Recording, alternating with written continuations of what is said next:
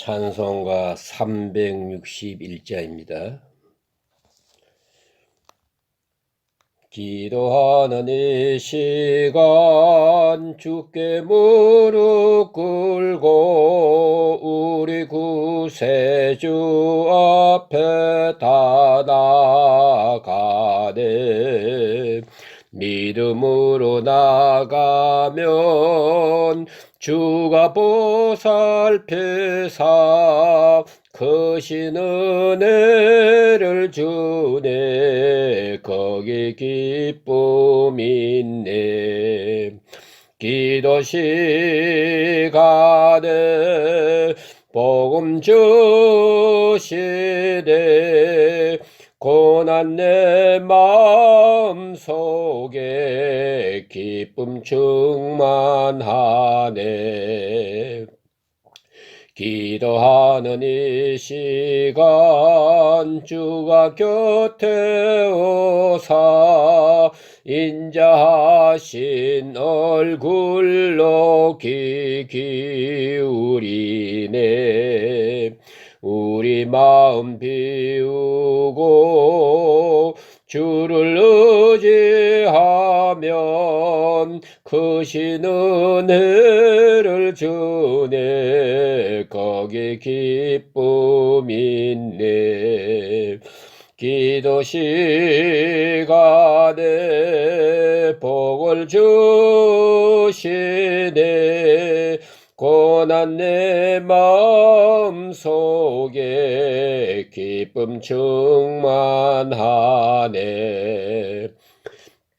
기도하는 이 시간 주께 엎드려서 은밀하게 구할 때 곧 응답받네. 잘못된 것 아뢰면 측은히 여기사 크신 은혜를 주네. 거기 기쁨 있네. 기도 시간에 복을 주시네. 고난 내 마음속에 기쁨 충만하네. 기도하는 이 시간 주를 의지하고 크신 은혜 구하면 꼭 받으리라. 의지하는 마음에 근심 사라지고 크신 은혜를 주네. 거기 기쁨 있네. 기도 시간에 복을 주시네. 고난 내 마음속에 기쁨 충만하네.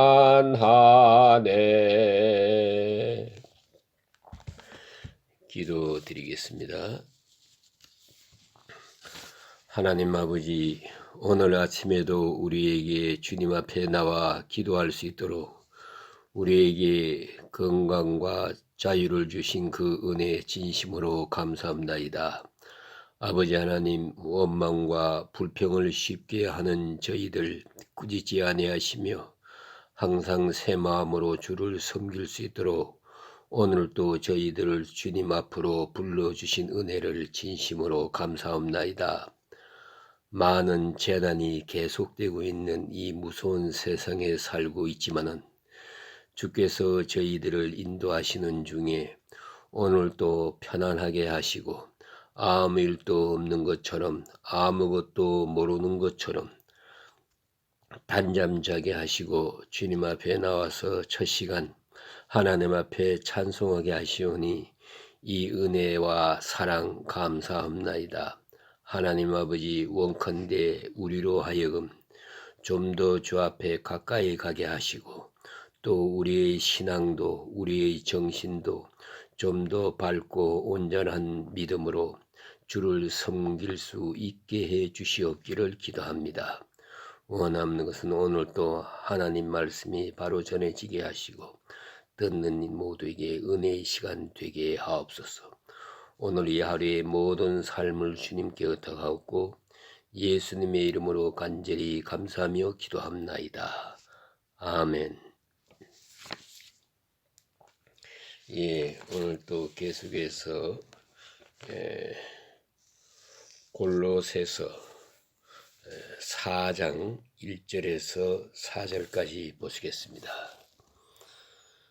상전들아 의와 공평을 종들에게 베풀지니 너희에게도 하늘에 상전이 계심을 알지어다.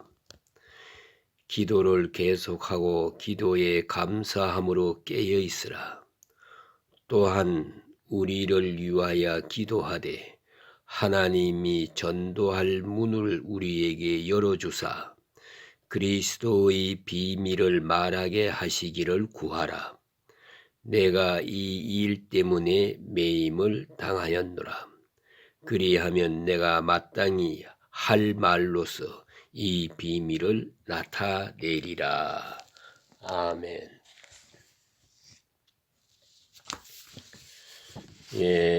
오늘 지난 시간에 이어서 오늘 4장 1절에서 4절 말씀까지 보았습니다.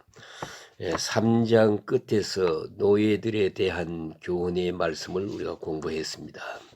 노예들아 또 종들아 너희는 이와 같이 하고 하는 말씀을 보았습니다. 저는 이 성경에 노예에 대해서 이 종에 대해서 하시는 말씀 그 교훈의 말씀을 들을 때마다 또 읽을 때마다 저는 마음에 뜨겁게 느껴지는 바가 있습니다. 그것이 바로 어쩌면 2000년 전에 노예를 사람으로 받아들였어요. 같이 하나님 앞에 예배할 수 있었단 말인가 하는 생각을 하게 됩니다. 지금 2000년이 지난 지금에도 사람들이 예수를 믿으면서도 서로 차별하는 일이 너무 많아요. 돈이 있다고 돈 없는 사람 무시하고 또 지식이 있다고 지식 없는 사람을 무시하고 자기가 뭘 좀 깨끗하다고 해서 또 더럽다고 야단이고 신분이 어떻고 뭐 과거가 어떻고 이래 가면서 서로 쑥덕거리고 차별하고 분별하고 비판하고 그러지 않습니까? 그래서는 여러분 손을 얹고서 생각해 보세요. 교회에 나와서 여러분 앉은 장소가 어딘지 여러분 옆에 누가 앉든지 상관없어요. 혹 어떤 때 술 냄새 나는 사람이라도 그 옆에 가서 같이 앉아서 예배 드릴 수 있는 이런 넓은 마음을 가져야 돼요. 혹은 내가 그 사람의 어두운 과거를 알고 있든 말든 그거 상관없습니다. 그리스도 안에서 다 잊어버리고 밝은 마음으로 이제부터 함께하고 영원한 나라에 함께할 사람이거든요. 그런 마음으로 영접하고 있느냐 하는 것입니다. 여러분 마음속에 그런 차별의식이 없느냐는 것입니다. 한번 깊이 짚어볼 문제입니다. 그런데 이건 노예입니다. 그 옛날에 노예는 사람이 아니거든요. 도대체가 집에 사는 것도 아니에요. 애양간 같은데 노예 우리 그런 우리에서 삽니다. 북더기를 넣어주고 지푸레기를 넣어준 데서 살아요. 무슨 이부자리를 덮는 것도 아닙니다. 노예는 옷도 없어요. 신발도 없어요. 이런 짐승 같은 것을 예수 믿는 자 예수 믿자마자 활짝 열어버리고 불과 요 몇 년 동안에 이렇게 성도들이 그리스도화 되었어요. 그 성품이 그리스도화 되어 가지고 노예들을 영접했어요. 함께 예배 드렸단 말입니다. 그런 가운데 지금 이 말씀이 주어지고 있는 거예요. 종들아, 주 안에서 순종하라.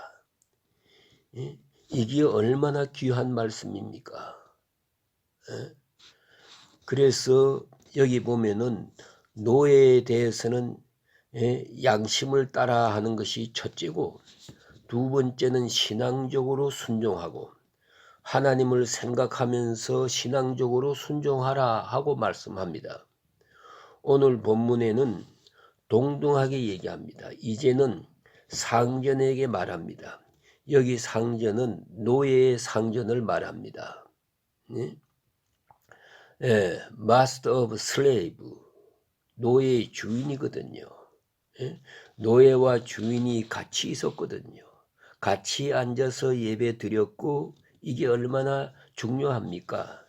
2000년 후 오늘에도 이게 문제가 되는데, 2000년 전 그때 노예와 주인이 같이 예배를 드렸다. 이게 얼마나 굉장한 사건입니까? 그런데 노예에 대해서 이야기하고 상전들에 대해서 또 얘기하는 거예요.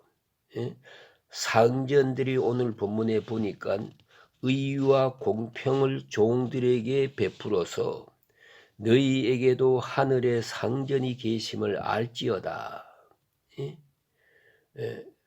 여기도 똑같이 신앙적으로 대해주기를 바래요. 신앙적 의식으로 대하라. 그리고 중요한 말씀이 있어요. 너희 상전이 하늘에 있느니라. 너희가 주인이냐? 노예들 앞에서 주인이니까 자기 마음대로 가라 와라, 잘했느냐 못했느냐, 마지막에는 팔아먹기도 되고, 심지어는 때리기도 하고 죽이기도 되는 이 노예는 그냥 죽여요. 살인죄가 되지 않습니다. 죽여도. 이런 상황이거든요. 마음대로 할 수 있어요. 그러나 잊지 말라. 내가 최고 상전이 아니고 내 위에 상전 하나님이 계시느니라. 하나님 앞에 노예와 상전은 평등하라. 그걸 잊지 말라. 그래서 오늘 성경 말씀입니다. 하늘의 상전을 생각하고 신앙적으로 대하라.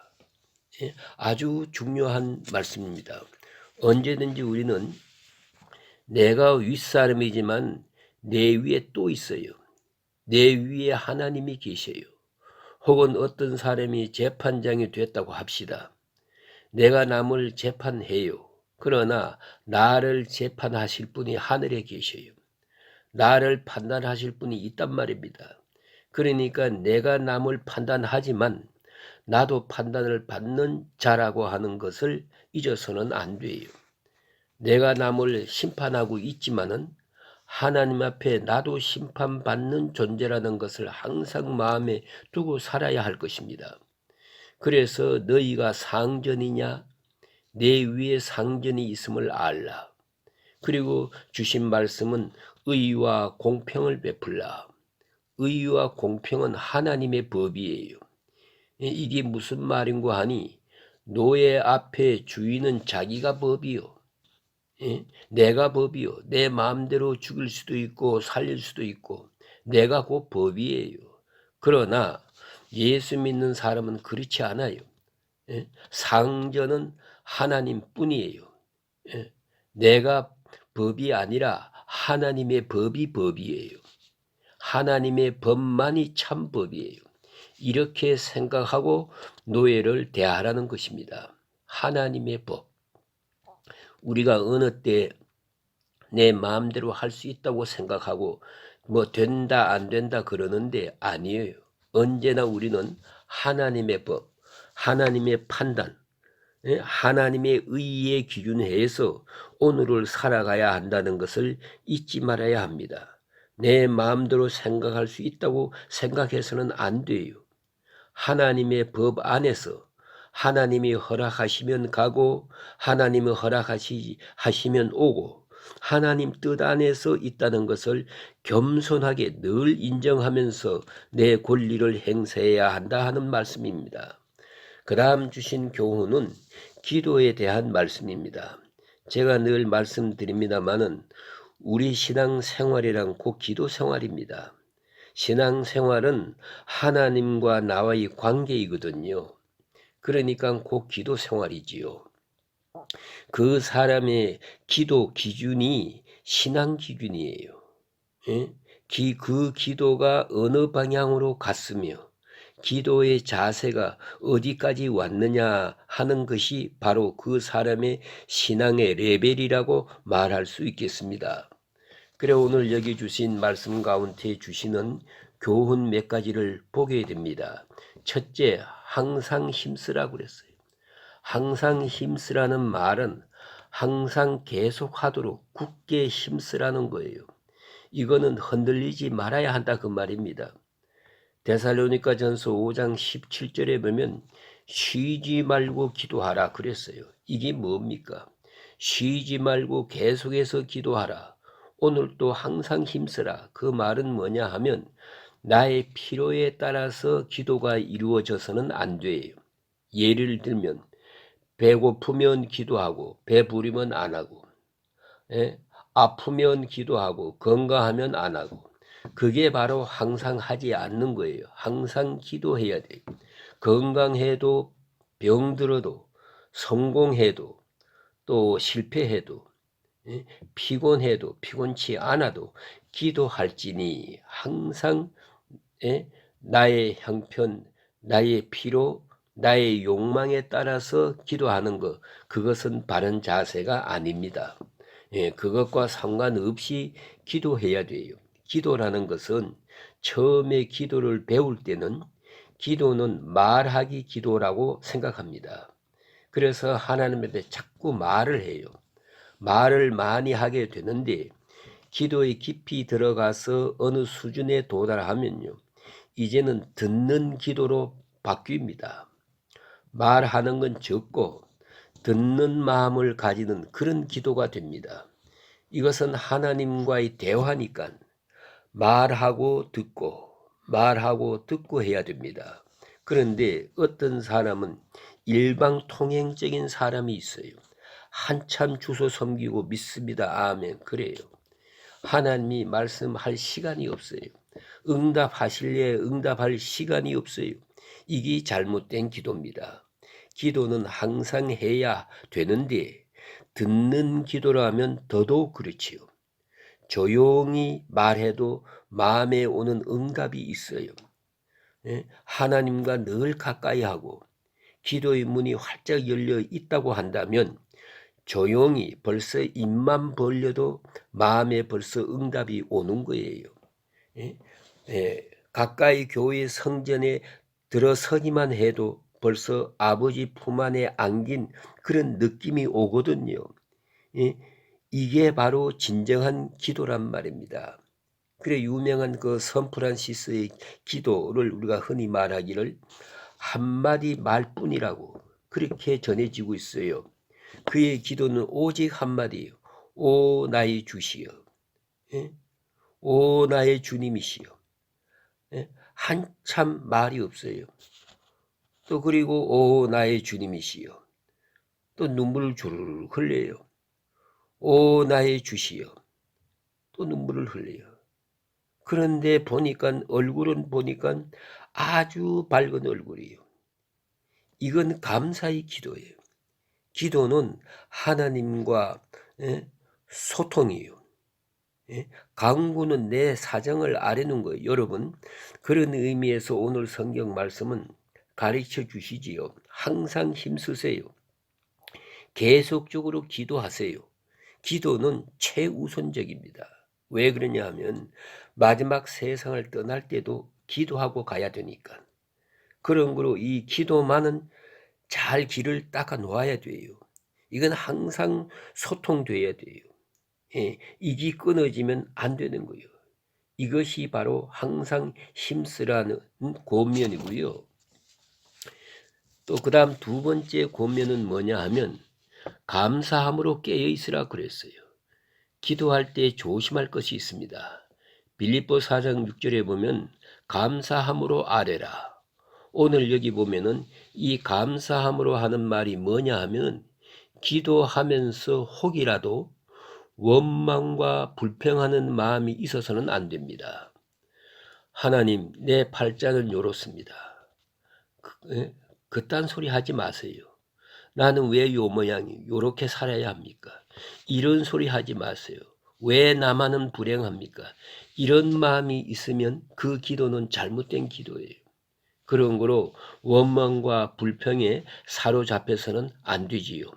소극적으로 생각하면 또 한 가지는 아무리 다급한 일이 있어도 감사하는 마음이 먼저 있어야 돼요.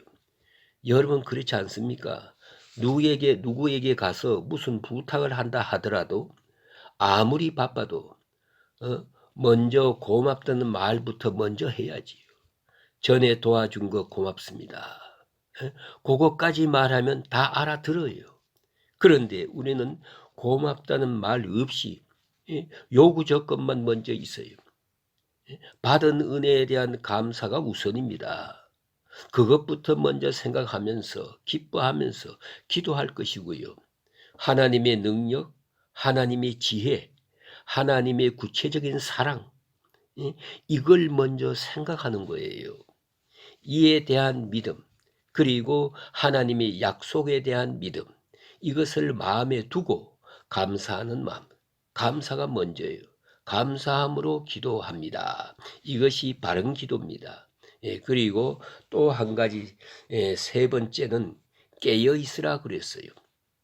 예수께서 겟세마네 동산에서 그 시험에 들지 않도록 깨어 기도하라 그랬잖아요. 여러분, 예수께서 베드로에게 깨어 기도하라. 베드로는 깨어 기도하지 못했어요. 그래서 시험에 빠진 것 아닙니까? 그럼 깨어 기도하란 말이 뭡니까? 몽롱한 가운데서 기도하지 말라 그 말이에요. 가장 깨끗한 마음으로, 가장 밝은 정신으로. 난 그래서 이 새벽 기도가 좋은 거요. 하루 중에서 가장 깨끗한 정신, 깨끗한 마음, 바로 그 시간이 제일 중요하거든요. 그것으로 맑은 정신으로 기도할 것입니다. 기도를 얼마나 길게 했느냐가 중요한 것이 아닙니다. 얼마나 깨끗이 얼마나 깨어 있었느냐 하는 게 중요한 거예요. 얼마나 깨어 있었느냐. 그 다음 깨어 기도하란 말은 정신을 차리란 말입니다. 시험이 있잖아요. 죄에 대해서 민감해야지요. 우리가 당한 현실을 알아야지요. 그 밝은 의식을 가지고 기도하라. 그런 말이고요. 그 다음 네 번째 보면은 기도 중에 나타난 제목이 있습니다. 바울이 기도를 부탁하고 있습니다. 기도를 요청합니다. 우리를 위해 기도하라 그랬어요. 바울의 마음에 그 깊은 뜻을 읽을 수가 있습니다. 바울 같은 위대한 사람도 자기가 기도할 뿐더러 기도 없이는 도저히 살 수 없고 아무 일도 할 수 없어요. 그뿐만 아니라 나를 위해서 많은 사람이 기도해 주어야 선교할 수 있다고 생각했어요. 그 자세가 중요한 겁니다. 기도 없이 아무 일도 할 수 없어요. 많은 성도들이 위해서 기도해 주어야 돼요. 그 다음에 감추어진 비밀이 또 하나 있습니다. 우리를 위해서 기도하라. 바울이 부탁하는 거예요. 바울은 겸손해서만 아니에요. 이게 진실한 거예요. 너희가 나를 위해 기도해 주어야 내가 나가서 전도할 수 있다. 기도의 성원이 없고 기도의 후원이 없이는 내가 아무 일도 할 수 없어요. 그래서 유명한 어거스틴의 말이 있잖아요. 유하여 기도하는 어머니가 있는 자식은 절대로 망하지 않는다. 그렇게 기도하는 성도가 있어요. 바울이 골로새 교회에 부탁하고 있습니다. 유명한 말이 전해집니다.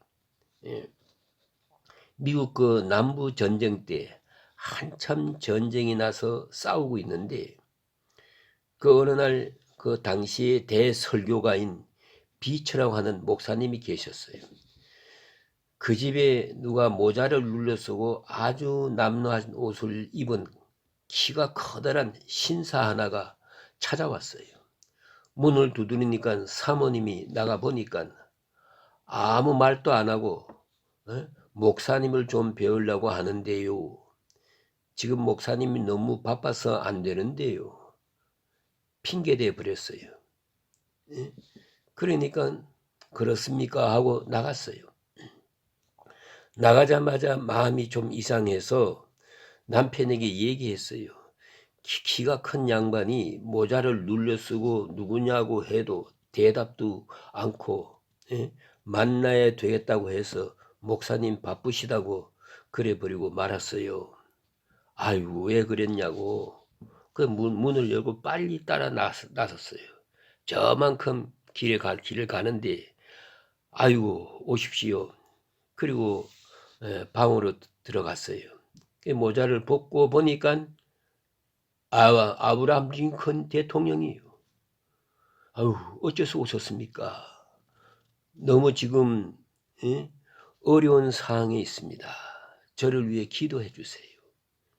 이래서 둘이 얘기하고 1시간을 기도하더랍니다. 그리고 나갔어요. 그 유명한 얘기입니다. 그 아브라함 링컨 대통령은 자기만 기도할 뿐만 아니라 기도의 사람뿐만 아니라 목사님을 찾아가서 나를 위해 기도해 주세요. 그 기도가 있어야 내가 이 어려운 일을 극복할 수 있다고 믿었기 때문이에요. 바울은 이제 다시 말합니다. 전도의 문을 열어달라고 기도하라고. 이건 사람들의 마음의 문이 열린다는 뜻을 말합니다. 전도의 문이 열리게 해주세요. 전도의 문은 성도들의 기도가 여는 것입니다. 성도들의 기도가 전도의 일을 여는 거예요. 전도의 문이 열리기 위해서 기도해 주세요. 그런가 하면 그리스도의 비밀을 말하게 해 주십시오. 이 무슨 말이에요? 바울에게 있어서는 그리스도의 비밀은 곧 십자가의 비밀입니다. 십자가 안에 계시된 진리를 말하는 것입니다. 고린도전서 2장에 보면 그가 십자가 외에는 알지 아니하기로 작정했다고 하는 그 중요한 결단이 있지요. 십자가 중심의 메시지를 전하도록, 십자가의 생명력을 전하도록, 십자가의 신비로운 능력을 그것만을 전하는, 오직 십자가만을 전하는 그런 선교의 역사가 되기 위해서 기도해 주십시오라고 부탁하고 있습니다. 바울의 이 간단한 말씀 속에서 기도가 무엇인지, 우리가 어떻게 기도해야 할 것인지 깊이 생각해야 하고 또 이 말씀 따라 기도해야 할 것입니다 하는 교훈의 말씀입니다. 오늘 여기까지 말씀드리겠습니다. 이 은혜가 함께 하시기를 주의 이름으로 축원합니다.